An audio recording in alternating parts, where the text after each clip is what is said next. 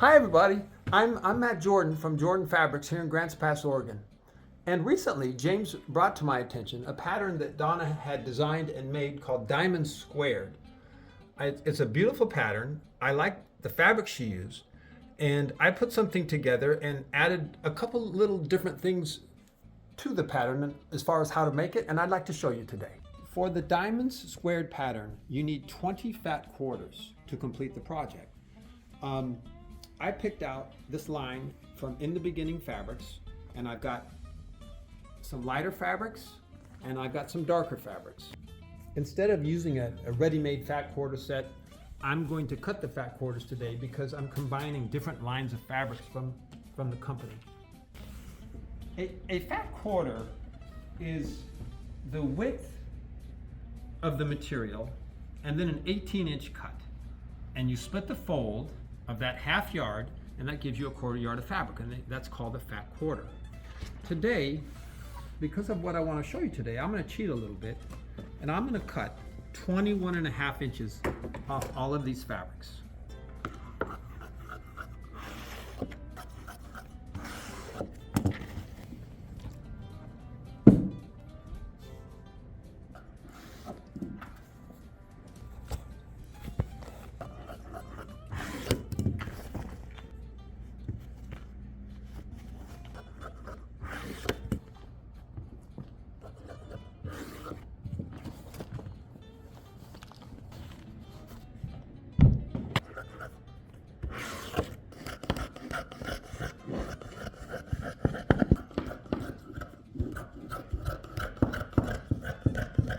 So I've made my initial cut, and we're going to go ahead and split the folds on this fabric. I'm going to turn my board around.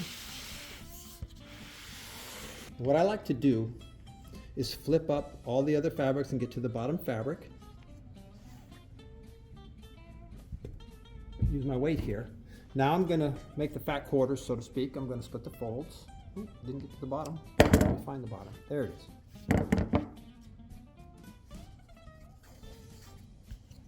Hold my left hand here, right hand cutting.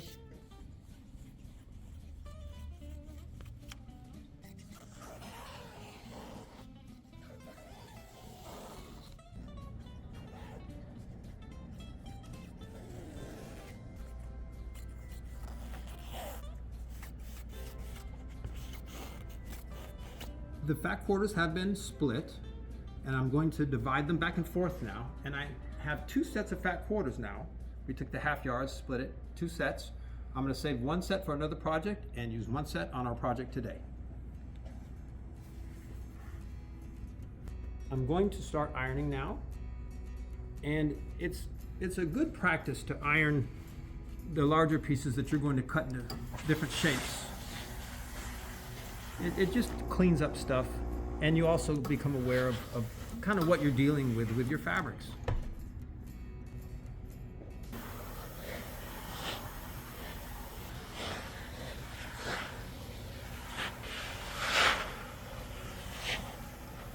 These are ironed now, and I want to let you know why I cut these a little bit bigger than normal.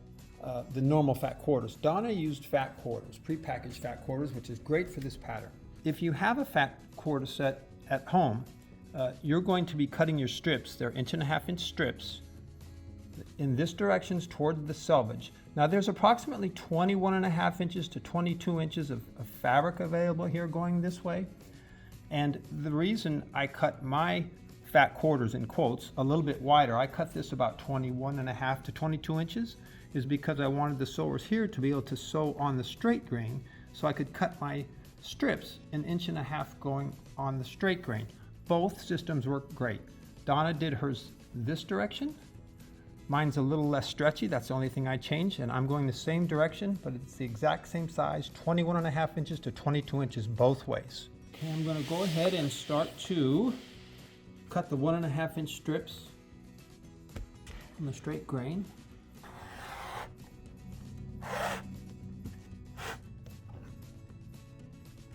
With cutting, slow and steady generally wins the race, especially with this type of cutting, where you're not using a special template or anything like that. I'm going 1.5 inches, so I'm going to head up here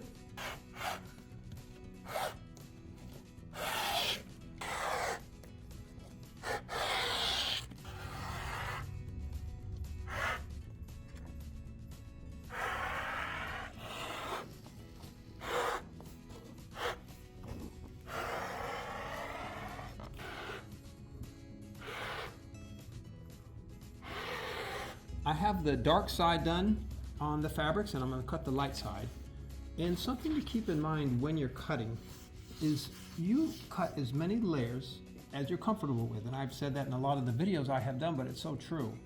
You could cut 1 layer or 10 layers, depending. I'm using a ruler and a weight today, which is very helpful. You can also use any of these cutting style things that you could buy somewhere. There's 1.5 inch mark here. They're very helpful too. I just enjoy this style right here. It's very simple for me.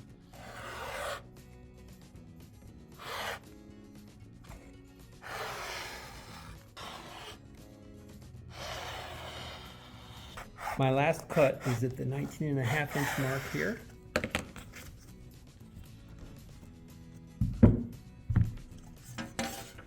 So there's plenty of fabric to get up here.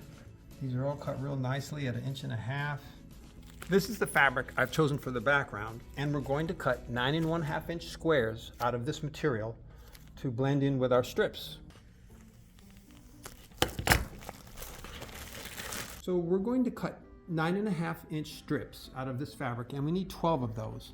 So let's see, 9.5 and 9.5 is 19. There's 2, and I'm going to do it again, and that would give me 4, and I'm going to make the cut. I'm going to do 2 more like this.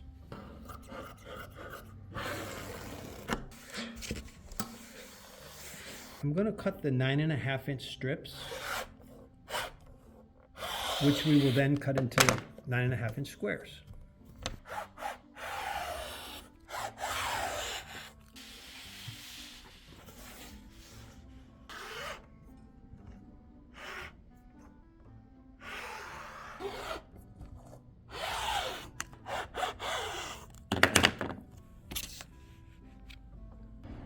Okay, the backgrounds are all done, and I'm kind of sorting the strips here between light and dark, and I'm going to hand these to Jen, and she's going to start to sew a block. So now we're going to sew the strip sets together. We need 3 lights and 6 darks. So we're going to use a 1/4 inch seam.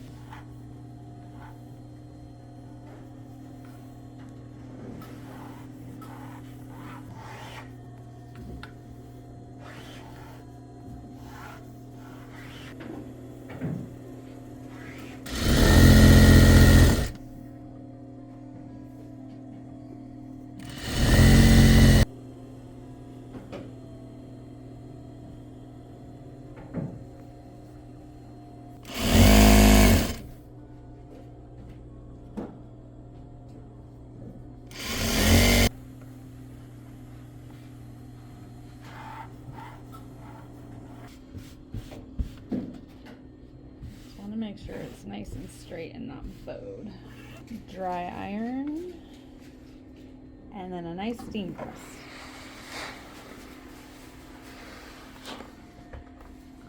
Flip it over so there's no wrinkles.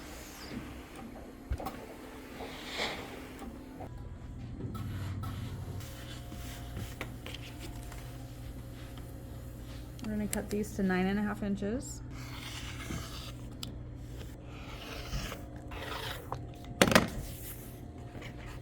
Now you have 2 blocks. So we have our 2 blocks that we just cut. We have our 2 backgrounds. Now we're going to put our background onto our block, and we're going to sew all the way around. on both of them. 1/4 inch seam.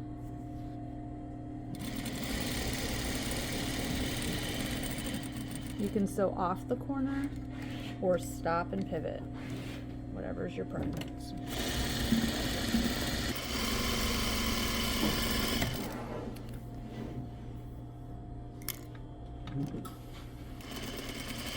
The next step is to give them a nice press so they're nice and flat. So now we're going to cut from corner to corner and corner to corner. Don't move your block. Try to make it just as stable as possible. Thank you. And now we have 4 pieces. We're going to gently roll this and finger press, and then we'll take them back to the iron for another press. They're all ironed. Now I'm just going to trim off these little dog ears, because we don't want that extra bulk in the quilt.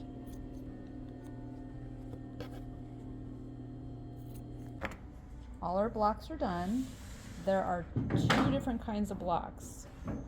You have these ones that have the long strips that go side to side, and then you have these ones that have like shorter strips going this way. So now we're going to lay out our block.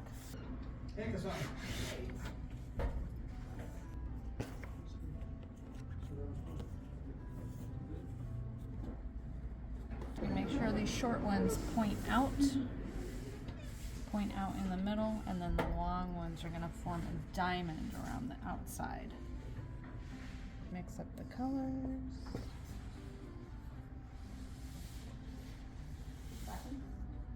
So now we have our diamond, and then we have our center with our little ones going out, pointing out.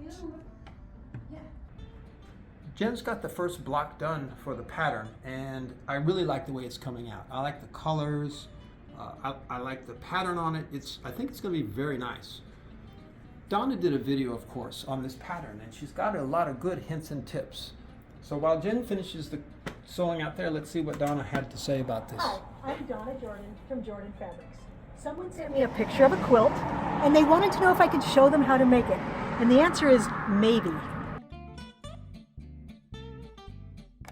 So I get a lot of pictures and requests. People send in quilts that they've seen, and they want to make something that looks like that one, for instance. And I'm not familiar with all the quilt patterns. This one looks very interesting. I don't know what it's called or where it came from, but I'm pretty sure I can come up with something that has a similar feel. So I've done my back of the envelope sketch here with some numbers.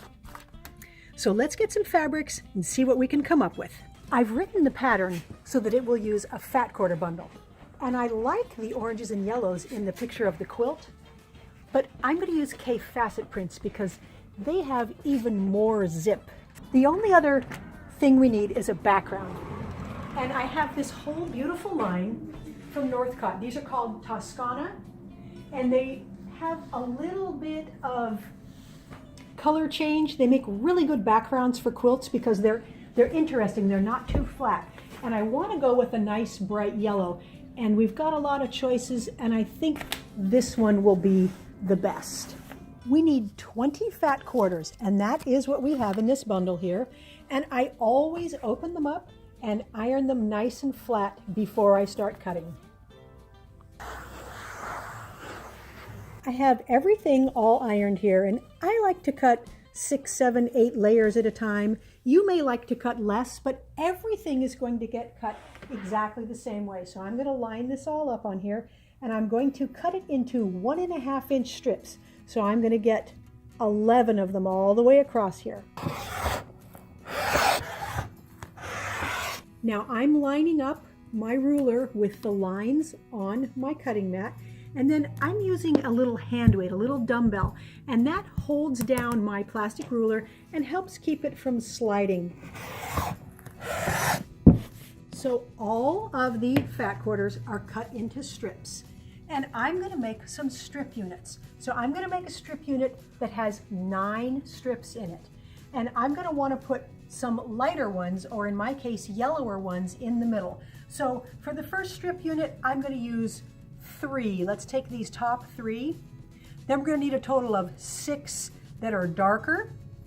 So let's see if we've got 6 here. Yeah, so we're going to make a strip unit with 3 of the darker ones, 3 of the lighter ones, and then 3 more of the darker ones. Now, some of my strip units might end up with 4 yellows in the middle, and then I will have 3 darks on one side and 2 darks on the other. It doesn't really matter, but put your lighter ones in the middle and use a total of 9. Now let me tell you what a strip unit is, because you see that a lot of times in patterns. Basically, it's a series of strips that are sewn together. So we're going to use a 1/4 inch seam each time here.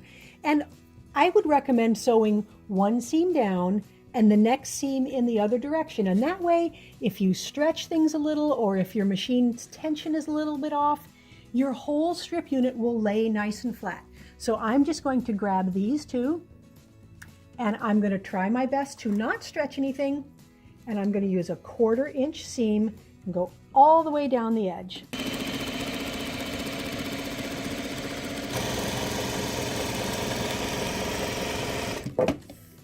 Now I like to finger press the seam to one side as I go. So I'm going to open this up and I'm going to keep the seam going to the right, and I'm going to kind of hold it open with my hands and then take my fingernail or even the pad of your finger and draw it right down that seam. Once that's done, I'm going to set this back where it came from, and then this piece is going to go on next. But I don't want to stitch in the same direction. I'm going to want to stitch this way. So I'm going to flip it upside down and start at this end. And that way the direction of my stitching will be alternated all throughout the strip unit.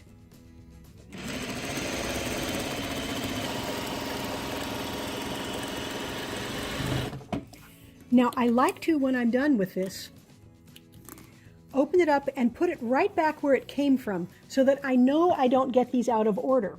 If you think you might get it flipped around and you won't remember, take a pin or a sticker or something and put it in the upper left corner. So I'm going to press this seam the same direction, then I'm going to sew on all the rest of these pieces. I have the first strip unit all stitched together. It's nice and colorful. And now, even though we finger pressed it, we're still going to want to iron it also. So I'm going to smooth it out with my hands, and I'm not going to worry too much that the ends are crooked because we have plenty of length to get what we're going to cut next. And I'm going to make sure those seams feel like they're going the right way, and I'm going to press it a little bit, first with a dry iron. Make sure those seams are all opened and there's no valleys in here. And then I'm going to get my yardstick or any sort of straight edge and make sure we are lined up nice and straight. And then I'm going to steam press it. Now we are going to cut this strip unit into 2 squares. So I'm just going to cut off a little bit of this excess on the one end, and I'm going to cut it into a 9.5 inch square. So I'm just measuring over 9.5, and I'm going to be able to get 2 of those out of this strip unit, even though my ends are kind of crooked here and not perfectly lined up. So here's what we've got now, 2 squares that are 9.5 inches. I finished all the strip units and I've got everything cut into squares. Now we need to cut some background, and that also gets cut into 9.5 inch squares. Now we're going to take one of each square here, put them right sides together, and we're going to stitch all the way around the edge. So we're going to go down this side first, and I'm going to stitch right off the end, 1/4 inch seam. I actually like to turn it around and do this side next. Do these 2 pieced sides first. Again, right down the edge. They're exactly the same size, so it's pretty easy sewing.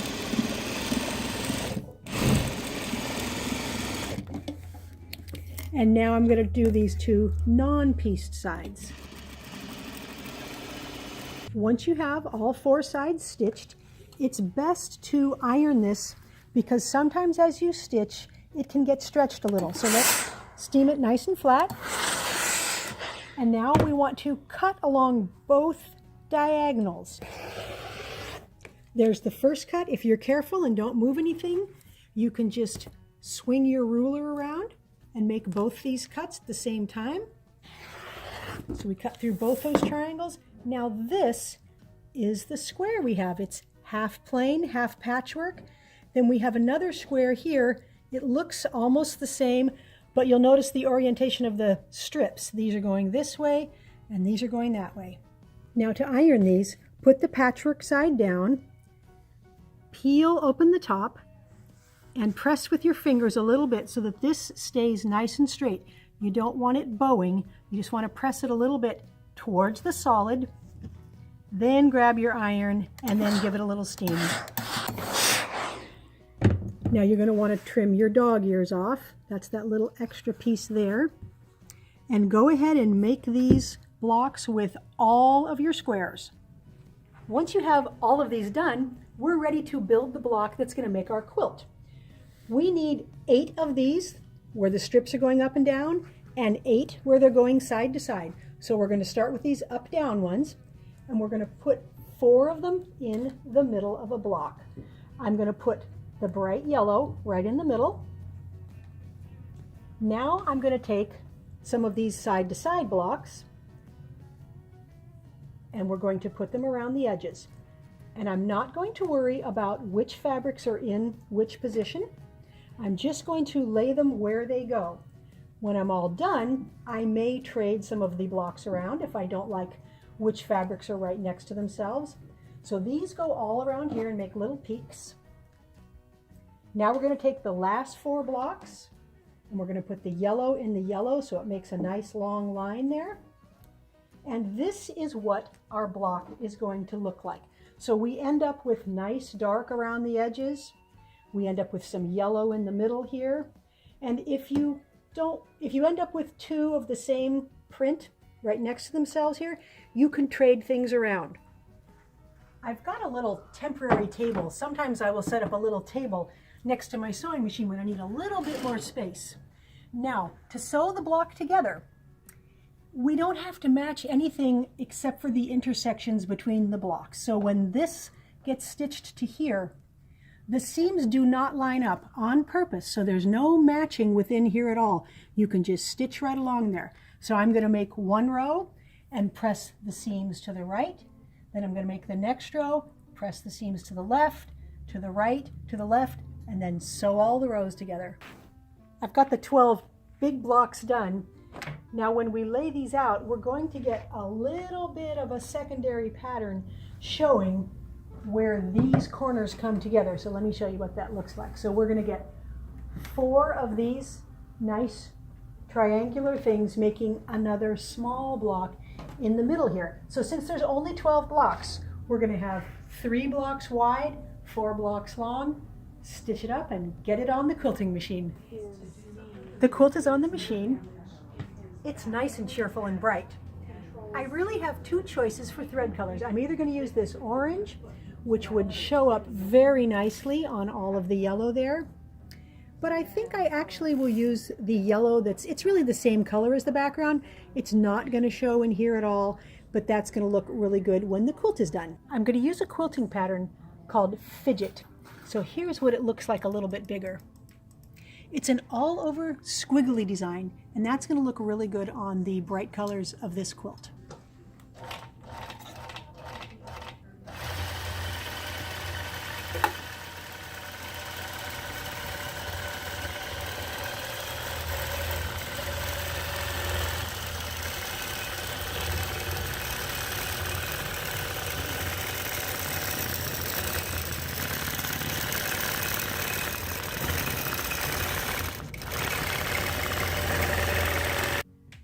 I've got the whole quilt done.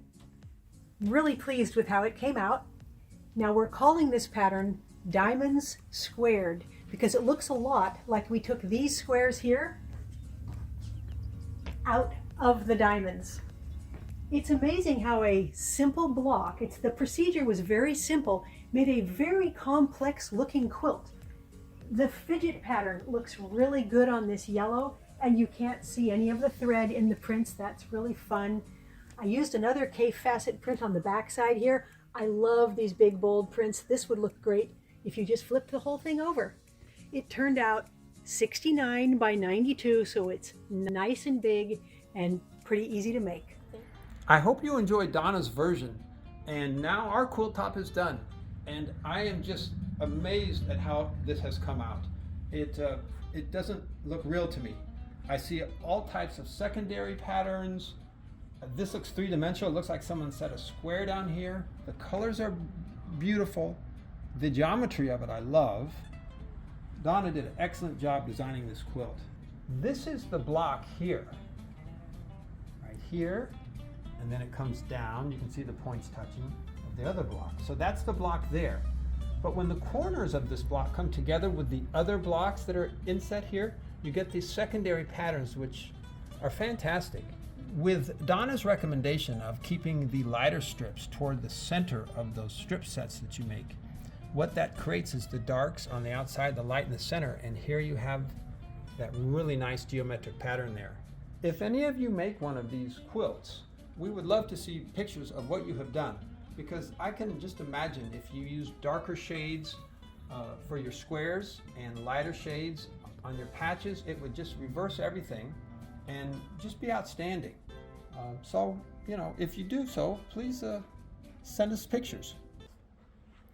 After I made the first quilt, I decided I wanted to make another one. I'm intrigued by this pattern and its little nuances. So I picked out a bunch of Hoffman batiks and used these colors.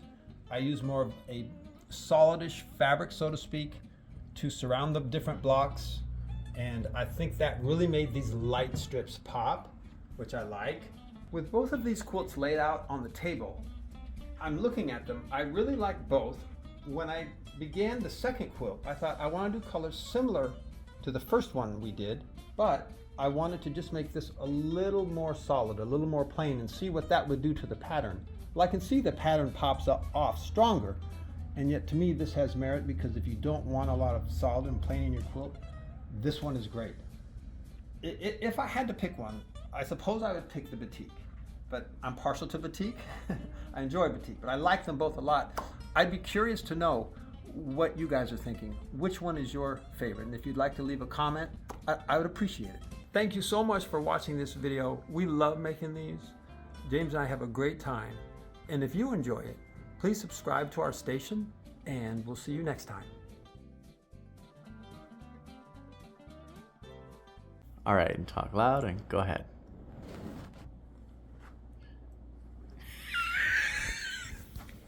I knew as soon as you pulled it away, you knew you were like, all right, I'm not ready. Sorry, Dad. That was good. Okay, No, all right. I'm good with it all. I was kind of bloopers. I was like, as soon as you pulled it away, you knew you were like, I don't know. Okay. No energy. All No right. energy. Okay, you want to try it again? Yeah, just you'll just press the space bar. Go? Yeah. Not right now, though. No. Okay. Okay, ready? Okay. And go ahead. Jen has the first block done, and I think it looks good. Let's start again.